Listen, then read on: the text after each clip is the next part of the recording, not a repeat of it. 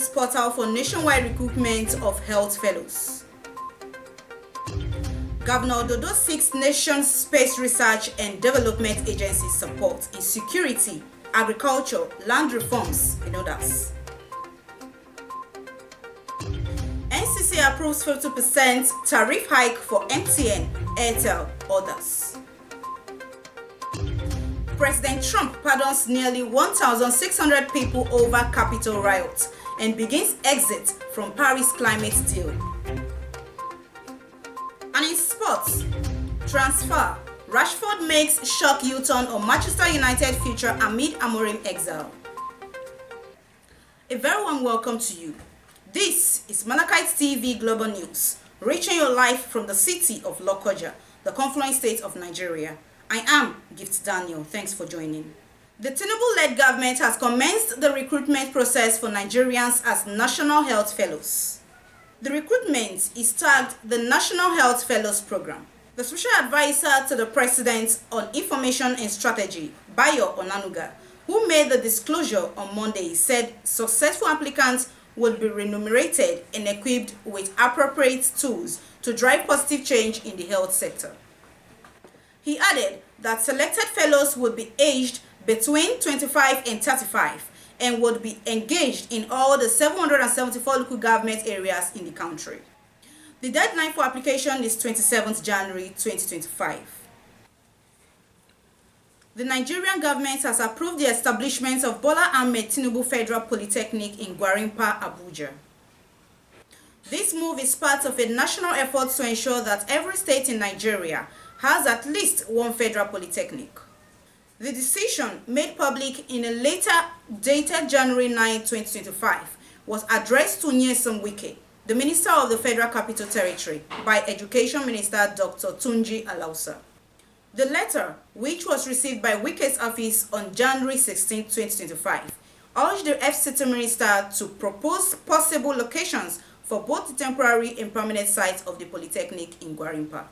A team from the Federal Ministry of Education and the National Board for Technical Education will assess the suggested locations before final approval. The new institution aims to foster training in technology, vocational skills, and entrepreneurship.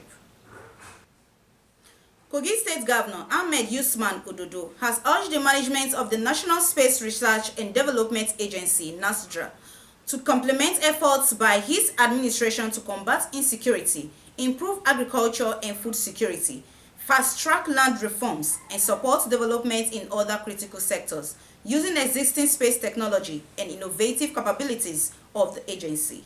Governor Ododo stated this during a meeting with the Director General of NASRDA, Dr. Matthew Olumide Adepoju, in Abuja.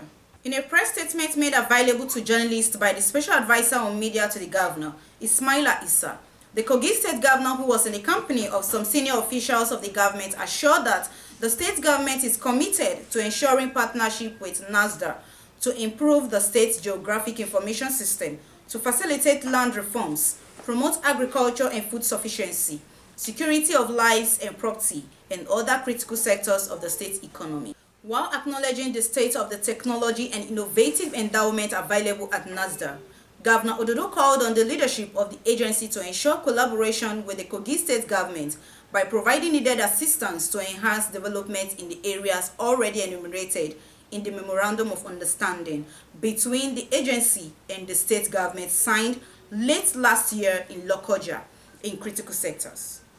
In his remarks, the Director General of NASRDA, Dr. Matthew Olumide Adepoju, commended Governor Ododo for the level of infrastructural development and other achievements recorded within 1 year of his administration in Kogi State. He thanked the governor for adopting space technology as a way of combating insecurity and promoting development in different sectors of the state's economy, assuring that the partnership between NASRDA and the Kogi State government will be sustained in the interest of the country and the people of Kogi State. Roundtable event in Abuja sparks hope for economic growth and social transformation. In a groundbreaking move to energize its rural communities, the Kogi State government has launched an ambitious initiative to provide electricity to undeserved areas. The initiative, aimed at boosting the rural economy and enhancing social well-being, gained momentum on Tuesday during a high-level roundtable event held at Rockview Hotel, Abuja. The event, convened by the Kogi State Government in collaboration with the Rural Electrification Agency (REA) and other key stakeholders, marked a pivotal step forward bridging the energy access gap in the state. In his welcome address, the Kogi State Commissioner for Rural and Energy Development, Abdulmutalib Mohammed, highlighted the state's energy vision. He expressed gratitude to the REA and other stakeholders for their commitment to electrifying rural areas and unlocking the economic potentials of Kogi State, aptly described as the confluence of opportunities. The impact of electricity on rural communities cannot be overstated. The Commissioner noted, with enhanced energy access, they can transform livelihoods, stimulate local industries, and foster sustainable growth. Abba Aliyu, Managing Director, CEO of the REA, commended Governor Ahmed Usman Ododo for prioritizing energy development, emphasizing the agency's dedication to providing renewable energy solutions. He revealed that Kogi State is well positioned to benefit from ongoing interventions aimed at electrifying rural areas. Doris Ubo, Executive Director of the Rural Electrification Fund, also lauded the collaboration. She shared that the fund has already attracted over 5 billion naira in private investments, generating over 26,000 jobs across the country. The Nigerian Communications Commission has approved the demand of telecom operators to adjust their tariff rates in response to rising operational costs. The development, which allows for a maximum of 50% adjustment to current tariffs, was announced in a statement signed by Reuben Mwaka, the NCC's Director of Public Affairs. The NCC said the adjustment is in line with Section 108 of the Nigerian Communications Act 2003, adding that the new tariffs would remain within the limits outlined in its 2013 cost study. The Commission also said that the adjustment will adhere to its 2024 guidance on tariff simplification. As POWA President extended visits to the Governor of Kano State. As part of her visit, the President of Police Officers, Wives Association (POWA), the wife of Inspector General of Police, Dr. Elizabeth Egbetokun, paid a courtesy visit to the Commissioner of Police, Kano State Command, CP Salman Dogo Garba. She paid homage to the Governor of Kano State, Abakari Yusuf, who appreciated her visit and commended the police for their efforts in maintaining peace and security in the state. The governor pledged to continue providing maximum support to the police in their quest to protect lives and property. In a remarkable display of support and solidarity, the POWA President empowered 300 police widows and commissioned POWA State Chapter Secretariats equipped with skills acquisition materials, a borehole as well as a hospital of No. 52 Squadron Police Mobile Force (PMF), Chalawa Kano, built by a prominent philanthropist, Chairman Tiamin Rice Mill, Aminu Ahmad. In a press statement made public by the SP Abdullahi Haruna Kiyawa, the Police Public Relations Officer for the Commissioner of Police, Kano State Police Command, the empowerment program is part of POWA's ongoing commitment to provide assistance and resources to the families of police personnel who have made the ultimate sacrifice in the line of duty. The program provided essential materials and financial support aimed at enhancing the livelihoods of these widows, offering them a chance to gain independence and stability in their lives. In her welcome address, the Kano State Chapter Chairperson of POWA, Fati Dogo, expressed pride in being part of an organization that prioritizes the needs of its members and their families. She also extended gratitude to the National President of POWA, Dr. Elizabeth Egbetokun, the Executive Governor of Kano State, Abba Kabir Yusuf, and the State Commissioner of Police, CP Salma Dogo Garba, for their support for making the event a reality. The chairperson encouraged the beneficiaries to make the most of the empowerment program, urging them to be strong, resilient, and determined. During her address, Dr. Egbetokun emphasized the importance of community support for the families of fallen heroes and the need to ensure that their sacrifices are recognized and honored through meaningful action. She finally acknowledged and appreciated her sponsors, supporters, and well-wishers, and prayed to Almighty God to continue to bless and reward all for making the day a reality. Let's take a quick break. We'll be right back. Please stay with us. Every voice matters. every opinion counts. Never think it's too late to share your opinion. Join the conversation now. Share your thoughts and views for a better society. The opinion where voices meet. Don't miss the debate, don't miss the argument, and don't miss the issue. Share your voice, make it heard. Opinion improvement is but knowledge in the making. Remember, it is not the best that we should all think alike. It is a difference of opinion that makes horse races. The opinion every Tuesday on MLC TV promises to be more engaging and educating. Be our guest and let us dig it out together. Don't miss it. Welcome back. Thanks you are still with us. On business news, the National Cashew Association of Nigeria says it can inject $3.7 billion into the Nigerian economy if the industry receives adequate attention, especially from the government. NCAN National President Ojo Ajanaku said this during a media conference on Monday in Abuja. Ajanaku said the industry was in the process of producing more than 2 million metric tons of cashew per year if given the opportunity. According to him, the economic value of cashews worldwide was valued at $7.8 billion, adding that it was projected that it would be about $11 billion per next year. The NCAN president noted that Africa was the largest producer of cashews, and Nigeria had the potential to be the highest producer in Africa, with adequate investment in the sector.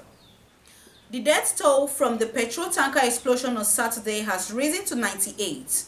According to the Niger State Emergency Management Agency, NESMA, 69 people were also injured and 20 shops completely destroyed. The tragic incident occurred on Saturday morning when a speedy fuel tanker crashed, spilling its contents onto the road.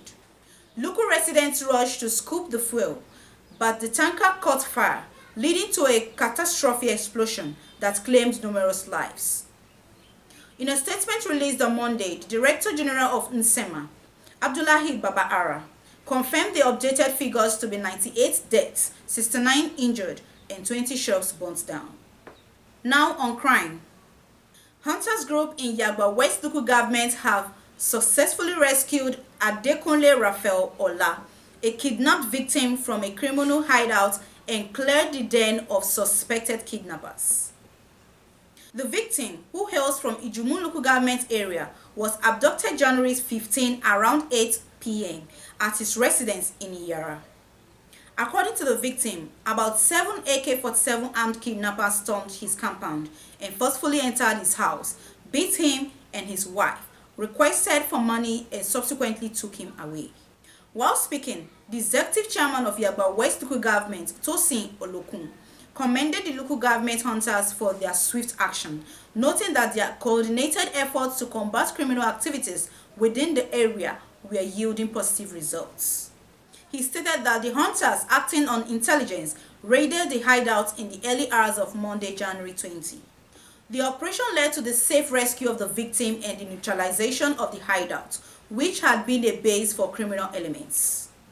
The Nigerian police force says its operatives disrupted a group of bandits who were holding a strategic meeting in a forest located in Kogi State. The NPF Public Relations Officer, ACP Olumuyiwa Adejobi, made this known in a statement. According to Adejobi, operatives of the Kogi State Police Command acted on intelligence that a group of armed bandits was holding a strategic meeting at a forest in Budon, Kogi State, to plan an attack. Security forces swiftly mobilized and stormed the location, engaging the criminals in a fierce gun battle. One bandit was neutralized, while 4 others were apprehended.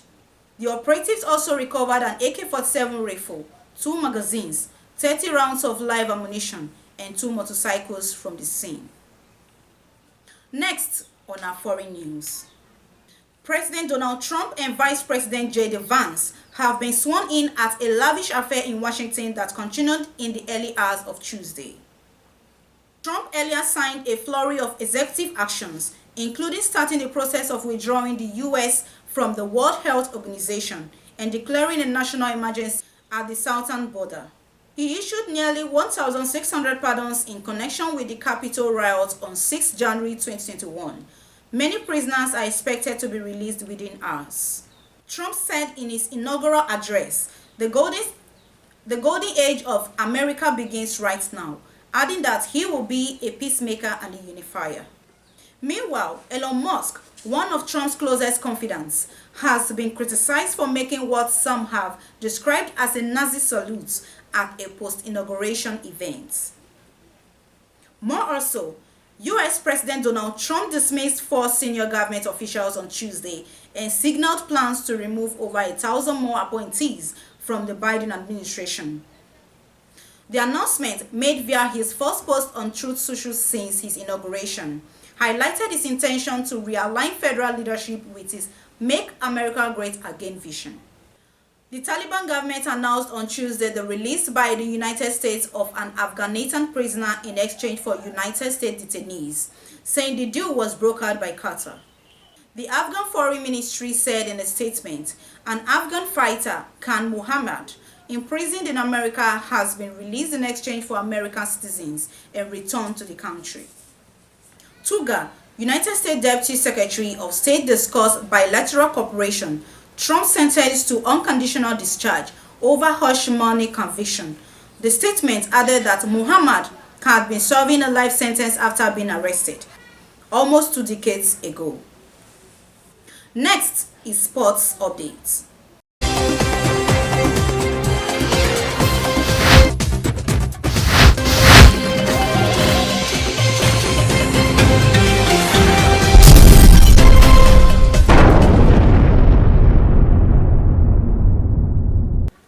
Manchester United forward Marcus Rashford still wants to play for the Red Devils, just a month after saying he was ready to leave his boyhood club. Rashford was first dropped by manager Ruben Amorim for the Manchester derby in December. After the game, the England international dropped a transfer bombshell by publicly announcing he is ready for a new challenge and the next steps. Since then, he has not played for United and has been left out of the matchday squad for 8 of the last 9 games. Rashford has been widely expected to leave Old Trafford this January, with Borussia Dortmund leading the race to sign him on loan, with many clubs around the world interested in his services. However, the Telegraph reports that Rashford's United career may not be over yet. The 27-year-old is ready and willing to play if Amorim calls on him.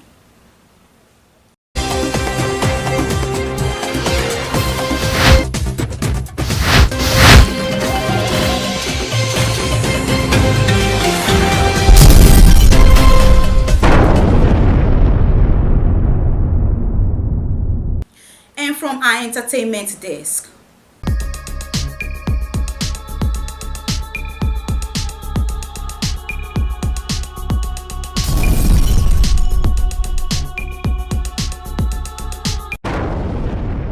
American rapper Soulja Boy has revealed why he performed at a Donald Trump inauguration ball. Soulja Boy, alongside Nelly and Snoop Dogg, has been facing backlash from fans who felt they betrayed their trust by accepting the invitation to perform at Trump's inauguration balls. Reacting to the criticisms, the rapper said he was paid to perform at the event.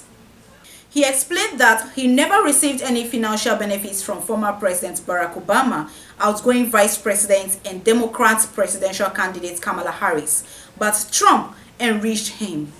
And this is where we wrap it up on today's news. For more information or contributions in advert placements, please call the numbers displayed on your screen. Join us daily to watch our news and other exciting programs that will brighten your day. You can also subscribe to all our social media handles to watch our previous and subsequent programs. We are MLC TV, reaching everywhere, informing everyone. Please be your brothers and sisters keeper to build a happier and better society together. I am Gift Daniel. Thank you for watching. See you tomorrow.